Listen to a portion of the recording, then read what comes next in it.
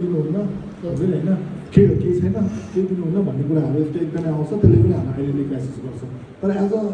psychologist हुन्छ नि as a clinical psychologist or साइकोथेरापीमा अलिक स्पेसलाइज हुन्छ नि यो तपाईँ आफै नै एउटा केही हो कि तपाईँ आफै नै एउटा इन्स्ट्रुमेन्ट हो कि तपाईँले नै यस्तो स्पेस दिँदै भन्नुपर्छ त्यो स्पेसले गर्दाखेरि चाहिँ उहाँहरूलाई त्यो हिलतिर जानुहुन्छ बिकज हामीले के बिर्सिनु हुँदैन कि एभ्री इन्डिभिजुअल सम पोटेन्सियल हुन्छ नि there is always a potential त्यो पोटेन्सियलले उहाँलाई जहिले नै ग्रोथ गरेर हुन्छ त्यो ग्रोथको आधारमा हामीसँग अहिले आउनु भएको हुन्छ र हामीले चाहिँ एउटा as a witness as a हामीले एउटा स्पेस दिन सक्यो भने सायद यो आइडेन्टिटीको कुरामा अलिकति हामीलाई सजिलो हुन्छ इन्टर्नसिपको कुरामा चाहिँ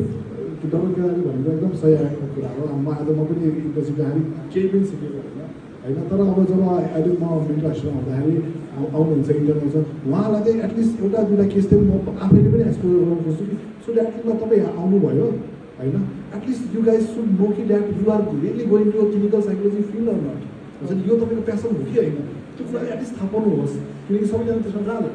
सबैजना ऊ हुँदैन ठाउँ छ भनेर जाने त हुँदैन नि त आफूलाई इन्ट्रेस्ट पनि हुनुपर्छ त्यो भन्छ त्यो कुराले चाहिँ अलिकति गभर्मेन्ट गर्छ जस्तो लाग्छ त्योबाट जो इन्टरनेटमा हामी कहाँ आउनुहुन्छ उहाँहरूलाई आउँदाखेरि चाहिँ हुन्छ भने एटलिस्ट एउटा त्यो एउटा स्पेस दिन सक्यो भने त्यो कोसिस चाहिँ गरिरहेको छु तर अझ गाह्रो चाहिँ छ किनकि आफ्नै जनरेसन चाहिँ धेरै छ नेटवर्किङ कुरामा चाहिँ मलाई चाहिँ अहिले मलाई सुजन दाइले पनि थ्याङ्क गर्नु मन लागेको छ सुजन हामीले नेप्लिज एसोसिएसन नेप्लिज